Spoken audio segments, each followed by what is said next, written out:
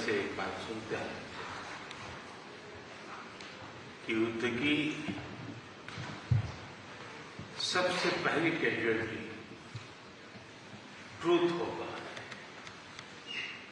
लेकिन जब आज मैं उन बालकों की स्मृति में बनाए हुए म्यूजियम को आपके साथ जाकर के अपने श्रद्धा सुमन अर्पित कर रहा था तो मेरा मन भर रहा था, दिल को गहरी चोट पहुंची थी।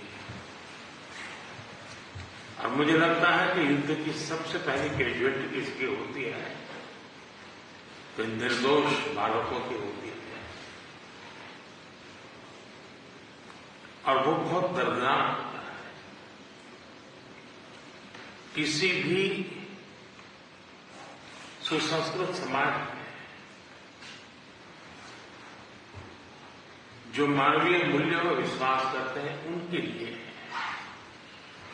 और जो एक संवेदनशील व्यक्ति होते हैं उनके लिए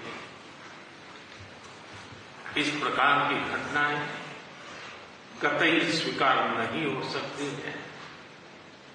दुनिया में मानवीय मूल्यों में विश्वास करने वाला कोई भी व्यक्ति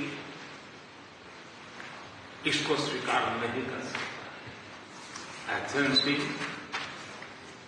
इस दर्दनाक परिस्थितियों के बीच भी आपने जिस गर्म जोश से मेरा और मेरे डेलीगेशन का स्वागत किया, इसके लिए मैं हृदय से आपका आभार व्यक्त करता हूं। एक्सेलेंसी, आज का दिवस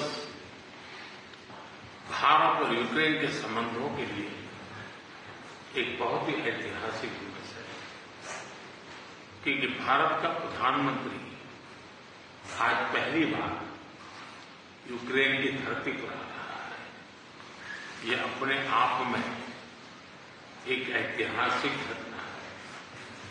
कल आपका नेशनल डे है, ये बहुत ही महत्वपूर्ण दिवस है। मेरी तरफ से 140 करोड़ भारतीयों की तरफ से मैं आपके नेशनल डे अनेक अनेक शुभकामनाएं देता हूं, और मैं कामना करता हूं शांति के लिए, सुख और समृद्धि के लिए। ऐसे ही 2021 में ग्लासगो में मिले थे, और पहली ही मुलाकात में एक गहरी मित्रता का अनुभव हो रहा है। और तब आपने मुझे यूक्रेन आने के लिए बहुत ही आग्रह से निमंत्रण दिया था, लेकिन मैं कल्पना नहीं कर सकता हूं कि मुझे ऐसी परिस्थिति में यूक्रेन आने की नौबत आएगी। एक्सेलेंसी, हमारे द्विपक्षीय संबंधों में ऐसी विपरीत कालखंड में भी प्रगति हो रही है,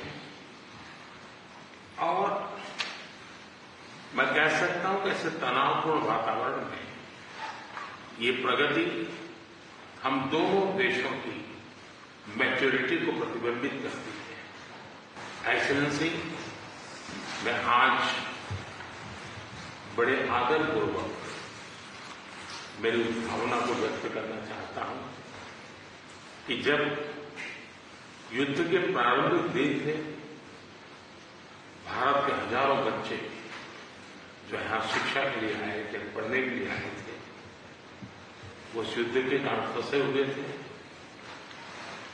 उनको बाहर निकालने में आपने जो मदद की और जिस संवेदनशीलता के साथ हमारी चिंताओं को आपने समझा और सुलझाने के लिए भरसक प्रयास किया, इसके लिए मेरी तरफ से, मेरे देश के 140 करोड़ नागरिकों की तरफ से, और उस संकट की घड़ी से निकल करके आए हुए उन बच्चों के, उनके परिवारजनों की तरफ से आपका आज मैं हृदय से आभार व्यक्त करता हूं। एक्सेलेंसी, आप भी भली बात जानते हैं और पूरा विश्व भी जानता है कि युद्ध के समय हमने 2 प्रकार की भूमिकाओं का रास्ता अपनाया और उस भूमिका को निभाने का हमने भरपूर प्रयास किया है। हमारी पहली भूमिका रही है मानवीय दृष्टिकोण की। ऐसे संकट की घड़ी में बहुत सारी रिक्वायरमेंट रहती है, जिन रिक्वायरमेंट को पूरा करने के लिए भारत ने हो सका उतना एक मानवीय दृष्टिकोण को केंद्र में रखते हुए पूरा करने का प्रयास किया है। और मैं आपको विश्वास दिलाता हूं कि मानवीय दृष्टिकोण से भी जिस प्रकार की मदद की आवश्यकता होगी, भारत हमेशा हमेशा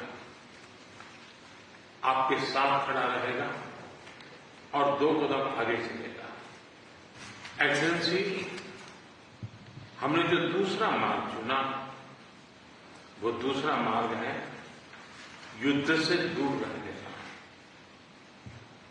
हम बहुत ही कन्विक्शन के साथ युद्ध से दूर रहे हैं, लेकिन इसका मतलब ये नहीं है कि हम तटस्थ थे, हम न्यूट्रल नहीं थे। हम पहले दिन से ही पक्षकार रहे हैं और हमारा पक्ष है शांति का। हम बुद्ध की धरती से आते हैं, जहां युद्ध को कोई स्थान नहीं होता है। हम महात्मा गांधी की धरती से आते हैं, जिसने पूरे विश्व को शांति का संदेश दिया है। एक्सेलेंसी, मैं आज जब यूक्रेन आया हूं तब मैं 140 करोड़ भारतीयों की भावना को लेकर के आया हूं, और 140 करोड़ भारतीयों की भावना मानवता से प्रेरित है। और मैं आज यूक्रेन की धरती पर शांति का संदेश लेकर के आया। एक्सेलेंसी, यहां से पहले मैंने ग्लोबल साउथ की एक कॉन्फ्रेंस की, करीब 120 देश के लोग थे। मैं उनकी तरफ से भी शांति का संदेश लेकर के आया। एक्सेलेंसी, आप भली भांति जानते हैं, यूक्रेन के लोग भी भली भांति जानते हैं कि शांति के हर प्रयास में भारत का सक्रिय योगदान रहा है। और आप भली भांति जानते हैं कि हमारा अप्रोच पीपल सेंट्रिक रहा है।